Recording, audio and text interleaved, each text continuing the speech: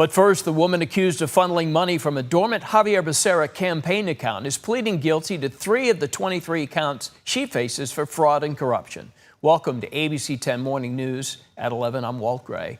Dana Williamson, Governor Newsom's former chief of staff, was in court this morning as her attorneys negotiated a plea deal in the case centered around one of Xavier Becerra's campaign accounts. This for when he served as the state's Health and Human Services Secretary.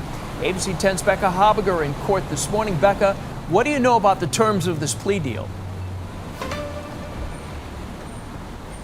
Yeah, Walt, today Dana Williamson, as you said, pleaded guilty to 3 counts, and in exchange, the federal government is dismissing those other 20. Those 3 counts are conspiracy to commit bank and wire fraud, subscribing to a false tax return, and making false statements to the FBI. Now, this all stems from a scheme in which Williamson partnered with 2 other co-conspirators to siphon $10,000 a month out of a dormant campaign fund for Xavier Becerra. It was Xavier Becerra for State Superintendent 2030.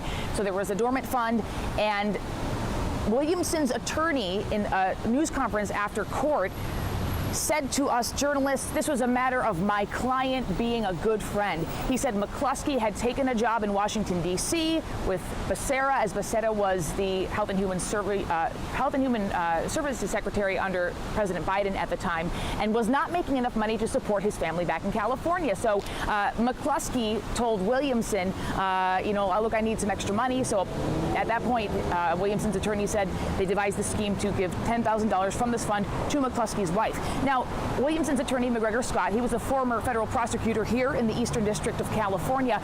He said $2,500 per month of that $10,000 came out of Williamson's own pocket, that she was kind of uncomfortable with the arrangement, but she did it to help a friend. Now, McGregor Scott, her attorney, also said that McCluskey had told Williamson, hey, I cleared it with Becerra. He's all good with this. I asked if there's documentation of that reassurance, if McCluskey had texted it or something to Williamson, and he said in discovery, it's not public record, but in discovery, there are electronic records of McCluskey telling Williamson Becerra okayed this. So my next step after this live shot here, I'm going to reach out to the Becerra campaign and see his answer to this. He has denied up to this point knowing that $10,000 a month was being siphoned out of this campaign. So there are some questions I have to ask in my due diligence here before we bring you more reporting later on today.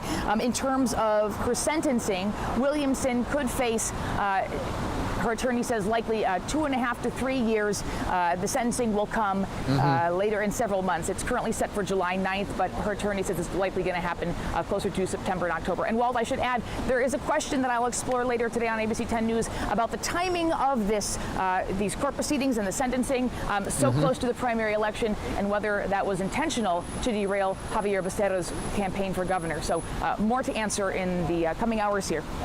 So, yeah, Dana Williamson was former chief of staff to the governor, but this was primarily about what happened with that account with Xavier Becerra and Sean McCluskey. Becca, are you hearing that you mentioned $10,000 a month, that this actually moved into $225,000 overall? Yeah, one of the points here in the plea agreement was restitution, so paying $225,000 back to Becerra's dormant campaign, so essentially back to Becerra.